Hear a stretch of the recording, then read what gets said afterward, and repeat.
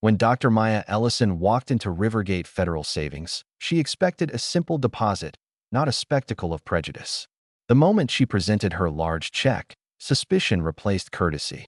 Within minutes, two officers stormed in, ready to make an example of her. To them, she was just another black woman trying something slick. They never asked, never listened, only judged. They didn't know she was a senior FBI agent. And when they slapped the cuffs on her wrists, they unknowingly set off a battle that would expose every lie they lived by. The morning sun cast long shadows across Maya's kitchen as she finished her call with Avery about wire transfers and financial tracking. The $287,400 check felt heavy in her hands. Years of her father's community work would live on through this tech center. Maya hummed as she slipped on her black sleeveless top and white shorts. The casual outfit felt right for her day off. The drive to Rivergate Federal Savings was peaceful. Maya watched people starting their day. This was the community her father had served for decades that Rivergate's lobby buzzed with mid-morning activity. The marble floors gleamed under fluorescent lights. Maya took her place in line, patient and observant. When her turn came, she approached Angela Ruiz's window with a warm smile. "Good morning," Maya said. "I'd like to deposit this check, please." Angela's eyes widened at the amount, but she maintained her professional demeanor. As Angela began processing the transaction, Priscilla Knott's sharp clicks of heels approached. The branch manager's eyes scanned Maya's casual attire with poorly concealed judgment. "Is there something I can help with?" Priscilla's tone was honey-coated steel. "I'm just depositing a check," Maya explained. "It's a settlement from a federal whistleblower fund." Priscilla's eyebrows arched. "A settlement? And you're certain about the authenticity of this item?" "Yes, I am. The documentation is all in order." "I see. And your employment status?" "That's relevant how?" Maya asked, though she knew exactly why they were playing this game. "We have certain protocols for unusual transactions. For your protection, of course. I understand protocols, but this is a valid check, and I'm a long-time customer." Priscilla's smile didn't reach her eyes. "If you'll excuse me, I need to consult with our security team." The minutes ticked by. The lobby doors opened and officers Dwyer and Harlan strode in, their badges catching the morning light. They exchanged knowing looks with Priscilla. The tension shifted immediately. Other customers stepped back, creating an invisible barrier around Maya. Phones came out, cameras ready. "Ma'am, step away from the counter." Harlan's voice carried false authority. "I'm depositing my check. There's no problem here." "You're under investigation for attempted fraud," Harlan snapped. Before Maya could respond, she felt the cold metal of handcuffs against her wrists. The click echoed through the marble lobby. Phones rose higher in the crowd, recording every moment. The cold marble pressed against Maya's cheek as Officer Harlan forced her down onto the counter. The metallic bite of handcuffs dug into her wrists, sending sharp jolts of pain through her hands. "Stop resisting," Harlan growled, though Maya hadn't moved. "I'm not resisting. If you'd just listen." "Shut it," Dwyer cut her off, turning to the crowd. "Everyone needs to put their devices away right now." Maya tried again. "The check is legitimate. I can prove." "Sure it is," Harlan sneered, pressing down harder. "Just like all the other stolen checks we see." "Young lady, that's no way to treat anybody," Mr. Hammond called out from the line. "I've been banking here 40 years, and I've never seen such a disgrace." "Sir, put the phone away now or you'll be interfering with police business," Dwyer warned. The officers yanked Maya upright, marching her toward the exit. As they passed through the glass doors, Harlan leaned close. "Let's see that smug look now. Not so composed anymore, are we?" Maya said nothing, but her mind recorded every detail. Badge number 6722. Time approximately 10:17 a.m. Two witnesses with phones in the parking lot. They reached the patrol car. Dwyer opened the back door while Harlan shoved Maya's head down, forcing her into the confined space. "Another scammer caught," Dwyer announced cheerfully. "That makes what? 3 this month?" Harlan laughed. "Yeah, but this one's special. Did you see how she came in all dressed up fancy in her little workout outfit?"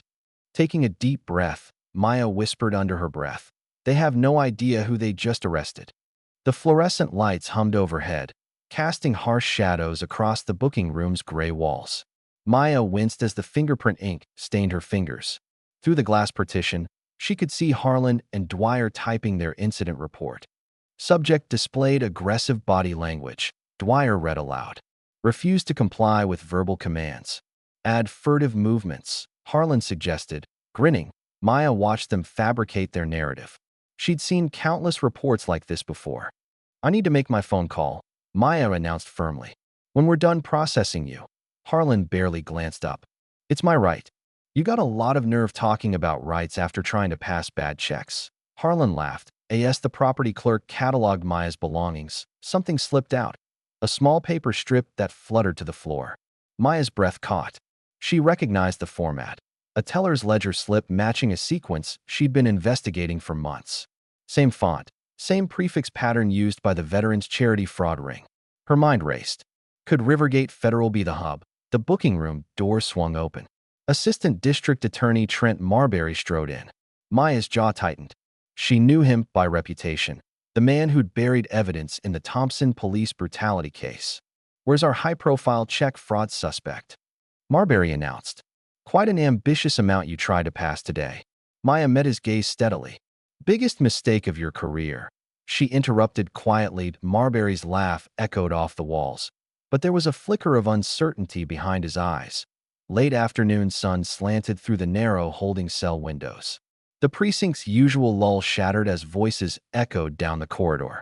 Maya recognized Marbury's practiced cadence before she saw him. We have procedures that must be followed, Marbury announced loudly. The integrity of our financial institutions. He rounded the corner with Chief Elena Robles close behind. Behind them, Maya glimpsed the telltale red recording lights of news cameras. I'd like a private word with the chief, Maya stated clearly. Marbury's practiced smile flickered. Any discussions should go through proper channels. Just 5 minutes. Maya pressed, looking directly at Robles. You can spare that much, can't you, Chief? The chief gestured to an officer to unlock the cell. In her office, Robles closed the door, muffling the chaos outside. What's so urgent? She asked. Maya reached for her wallet slowly, deliberately, letting the federal badge catch the light. Supervisory Special Agent Maya Ellison, FBI Civil Rights and Financial Crimes Division. The color drained from Robles's face. Behind Maya, Marbury's sharp intake of breath was audible. The check your officers accused me of forging? Settlement funds from a federal whistleblower case, meant for a community technology center in my father's name. Marbury recovered quickly. This changes nothing about procedure. Your officers profiled me, denied my rights, used excessive force, all while your bank manager helped cover up suspicious transactions I've been investigating for months. Robles rubbed her temples. Agent Ellison, we need to handle this carefully. The union? Maya's voice was quiet but sharp. Is that what you're worried about? Not the civil rights violations, not the fact that your officers laid hands on a federal agent without cause. I'll expedite your release paperwork, Robles said finally. Pending review. Hours later, Maya walked through the precinct's front doors into the cold night air. Camera flashes erupted around her. Dwyer and Harlan stood near their patrol car, watching. Their smirk said everything about how untouchable they felt. You're all in my jurisdiction now, she whispered, too soft for anyone else to hear. Morning sunlight filtered through Geneva Ellison's kitchen curtains. Maya sat with her hands wrapped around a steaming coffee mug, trying not to wince as the ceramic pressed against her bruised wrists. Avery Cho arrived, arms laden with laptops and manila folders.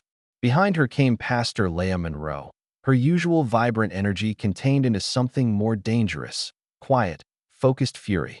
I pulled everything I could find, Avery announced, spreading files across the table. The check's completely legitimate.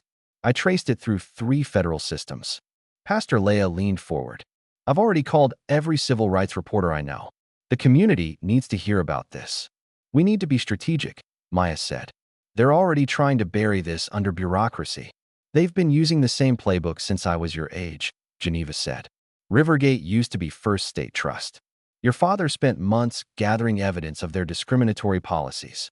Avery's fingers flew across her keyboard.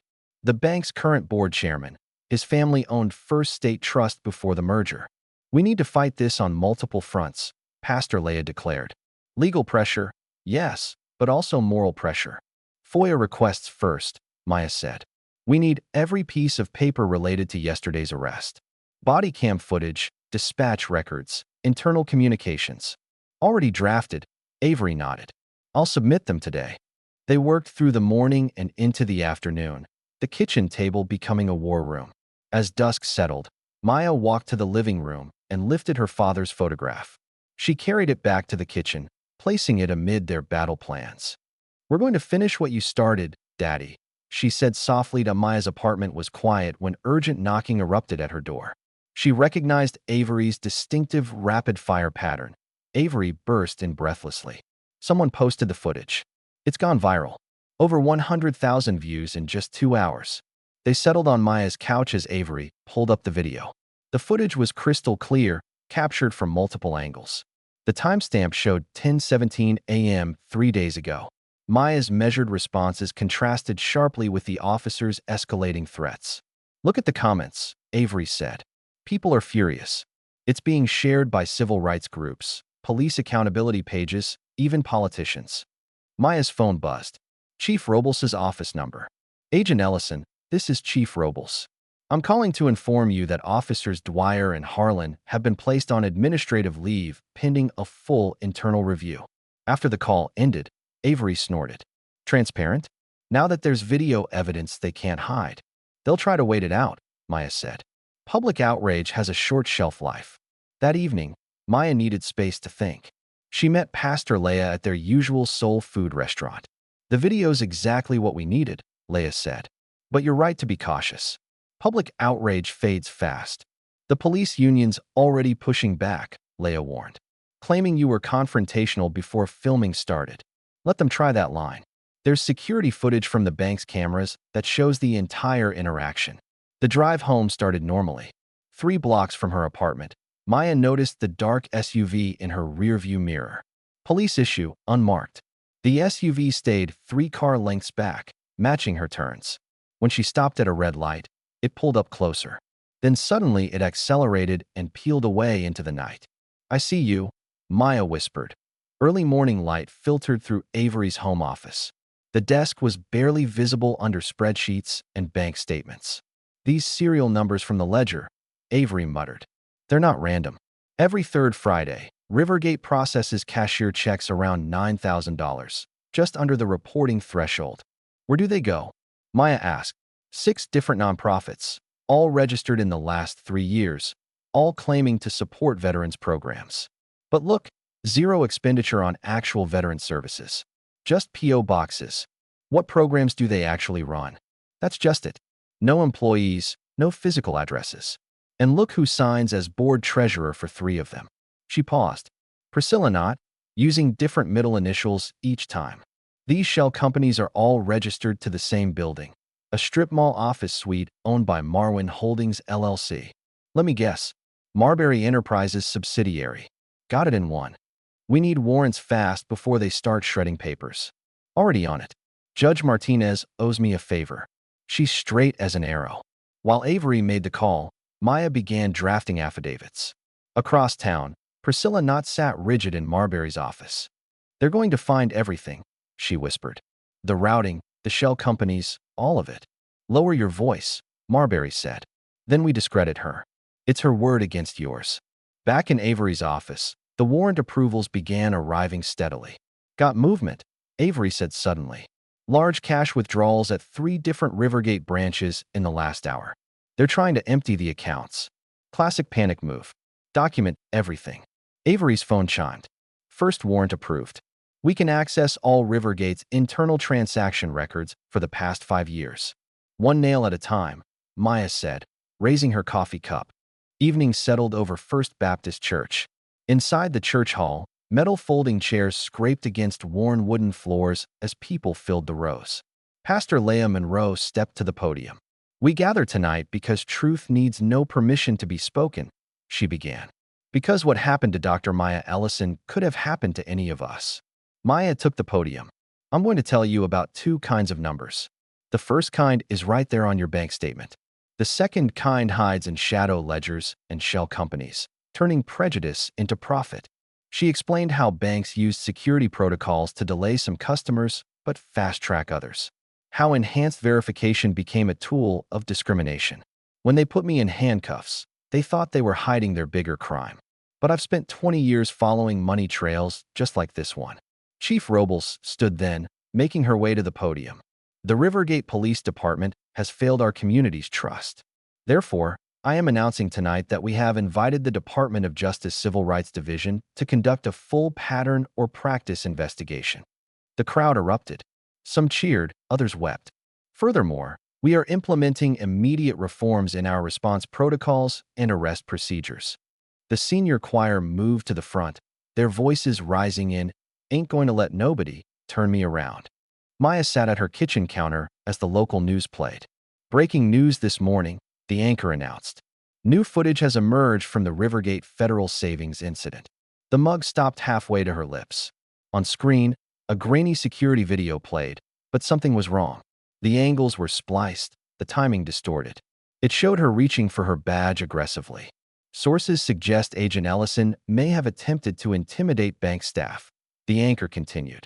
Assistant District Attorney Trent Marbury has announced he's reopening the fraud complaint. Maya dialed Avery. "I'm already running video analysis," her partner said. "The edits are good, but they got sloppy with the metadata." Later, Marbury stepped up to a podium. "After reviewing new evidence, my office is amending the complaint to include attempted theft by deception and misuse of federal credentials." At 7:45 p.m., Avery called breathless. "Someone followed me from the office. I fought back when he grabbed my bag outside my building. But Maya, I checked my laptop. There are traces of remote access from 2 days ago. They cloned my hard drive before trying to steal it. Where are you now?" "Inside my apartment. Doors locked." "Stay there. I'm calling in a protective detail." Movement caught Maya's eye through the kitchen window. A dark sedan idled across the street, its headlights winking out. "They're scared," Maya said. "That's why they're pushing so hard." We were getting close. Morning light glinted off the J. Edgar Hoover building's facade. Maya approached the employee entrance in her charcoal pantsuit. The guard wouldn't meet her eyes. "ID and badge, please, ma'am." He swiped her credentials. The reader flashed red. "There seems to be an issue. Please step aside." 2 security officers escorted her to the 7th floor, where Deputy Director Phillips waited. "This is temporary," Phillips began. "Given the current situation, we're reassigning you to administrative duties. Your field credentials and building access are suspended pending review." "It's entirely personal, sir. They're trying to bury evidence by discrediting me." "Maya, you're one of our best. But this has become politically sensitive." Later that afternoon, Maya met Chief Robles at a coffee shop. "I had to warn you," Robles said quietly. "Marbury's reach is bigger than I realized. He's got half the city council in his pocket. Are you here to tell me to back down?" "I'm here to tell you to be careful. They're scared of you, Maya." That evening, Maya's doorbell rang. Through the peephole, Rick Harlan stood on her porch. "Evening, Agent Ellison," he spoke softly. "Beautiful night for a visit. Just passing by. Thought I'd share some friendly advice. People who stir up mud tend to get dirty themselves. Shame if anything happened to this nice house. Or that sweet mama of yours. Are you threatening me, officer?" "Threatening?" His laugh was hollow. "I'm protecting. That's my job." After he left, Maya stood in her darkened kitchen. "Let them come," she whispered. "I've got the truth." Morning sunlight filtered through dust motes as Geneva Ellison climbed the attic stairs with Maya following.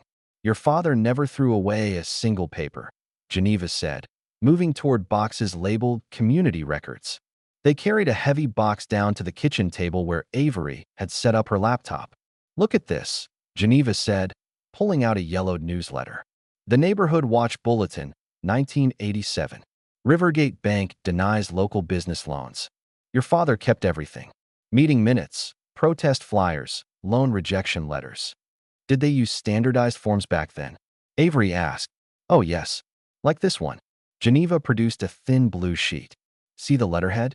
Same family owned the bank. The Knotts. Priscilla's grandfather was chairman.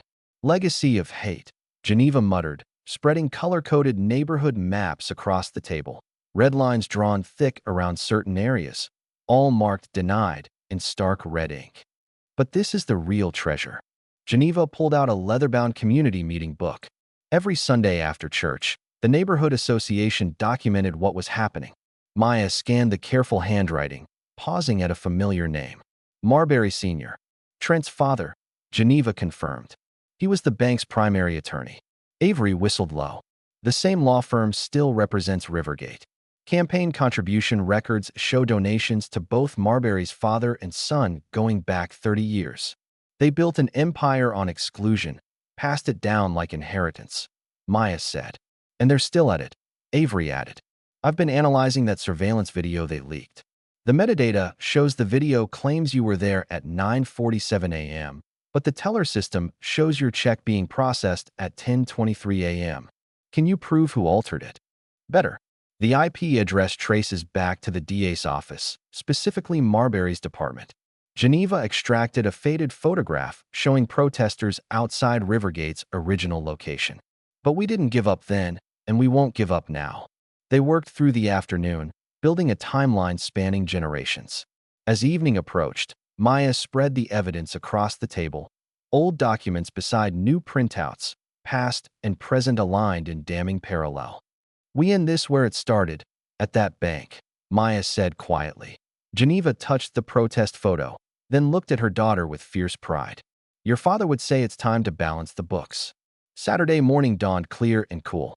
Maya stood in front of her bathroom mirror, attaching the tiny body camera to her blazer lapel. The drive to Rivergate took her past familiar streets, now lined with parked cars and people walking toward the bank. At BY 8:30, the parking lot had transformed into a sea of faces.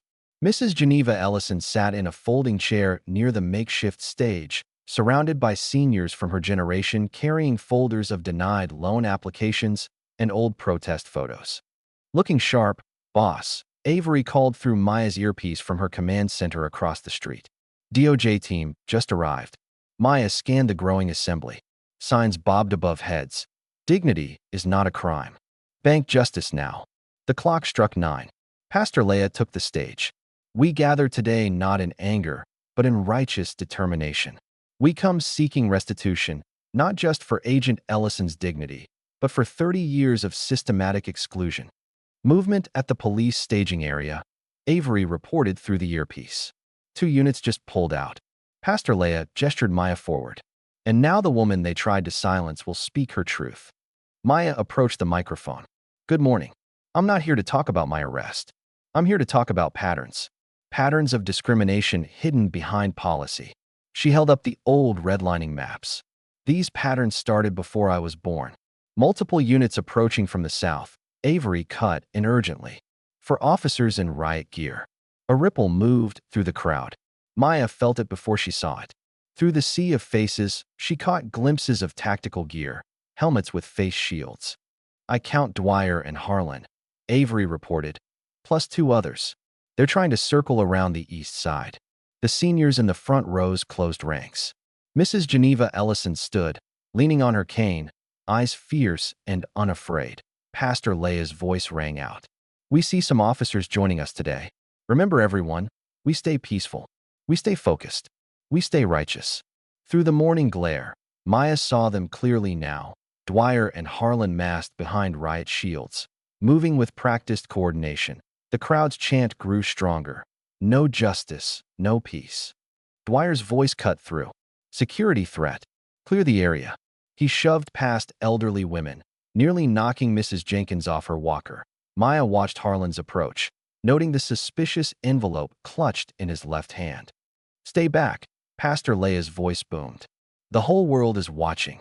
All cameras operational. Avery reported through the earpiece.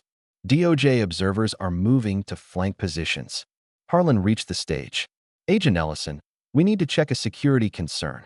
Officer Harlan, this is a peaceful assembly. He lunged forward, his hand shot toward her coat pocket, the envelope visible between his fingers.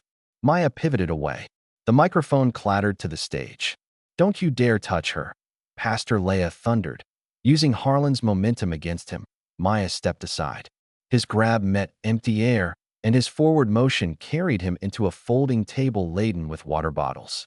The crash echoed through the parking lot. Dwyer charged forward, resisting arrest.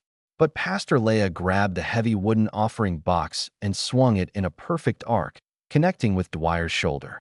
He stumbled, cursing. The envelope tumbled from Harlan's grip, skidding across the stage face up. The official label was clearly visible: District Attorney's Office, Evidence Control Division. Camera 3 has clear shot. Avery reported excitedly. Two internal affairs officers pushed through. One grabbed Dwyer's arm, while the other positioned himself between Harlan and Maya. The seniors formed a barrier. Mrs. Ellison's voice rang out. "Not today. Not to my daughter." A new voice cut through the chaos. Federal jurisdiction. A tall figure in a charcoal suit stepped forward, federal badge held high. "This scene is now under Department of Justice control." Harlan's hand dropped from his radio. Dwyer stopped struggling. The crowd's angry murmurs transformed into thunderous applause. "We've been monitoring since the initial incident," the DOJ observer said. "Today's events will be included in our broader investigation." He turned to Harlan and Dwyer. "Officers, you'll need to surrender your badges and weapons.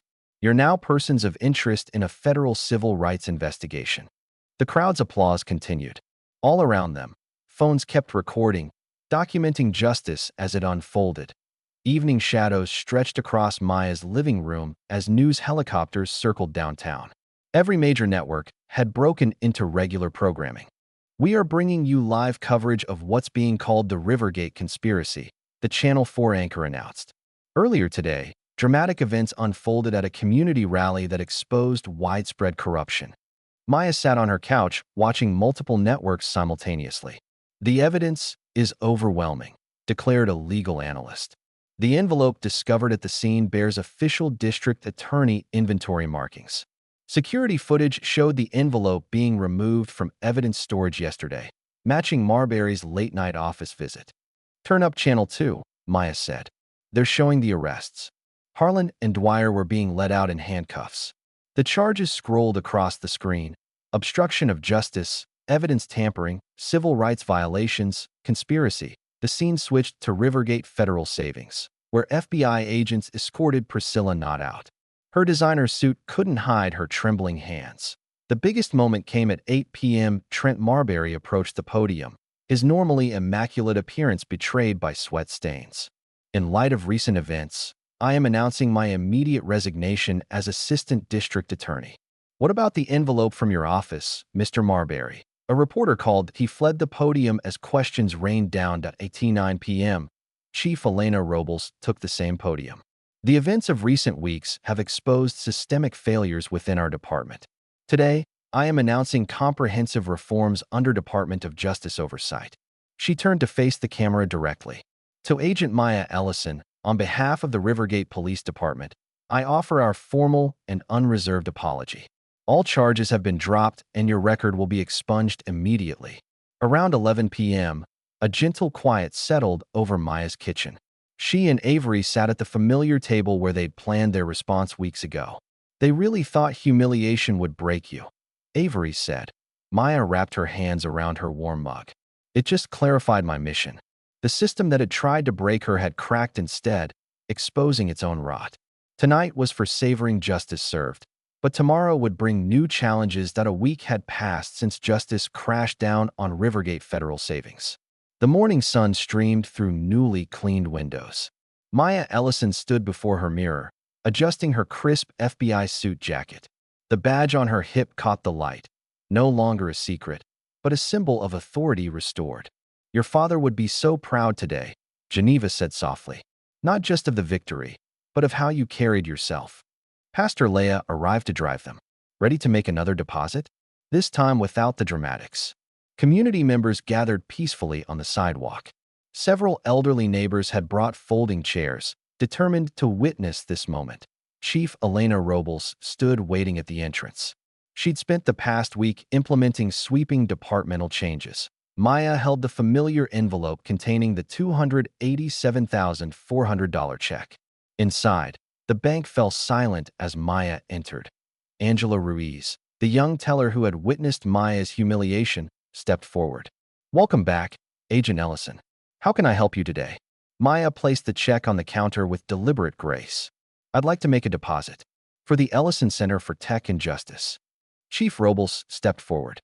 "Agent Ellison, on behalf of the Rivergate Police Department, I want to formally apologize for the injustice you experienced.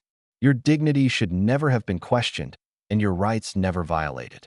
Angela processed the deposit with careful precision. The receipt printed, official confirmation that the funds would support technology education and legal advocacy for underserved communities. Outside, scattered applause began as Maya emerged. Across the street, workers were finishing the installation of the new sign.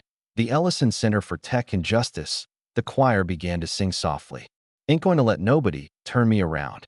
Maya's eyes found the new plaque beside the bank's entrance. The brass surface caught the sunlight. The right to dignity is not subject to verification. Standing between her mother and Pastor Leah, Maya felt the weight of generations.